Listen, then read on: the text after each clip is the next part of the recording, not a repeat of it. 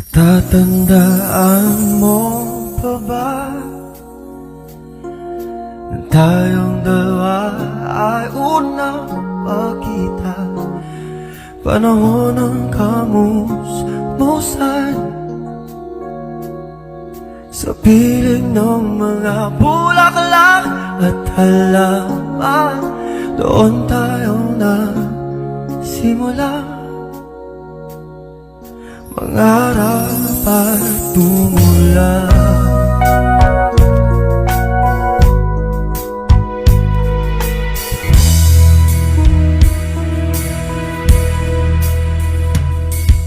Natatandaan mo pa ba?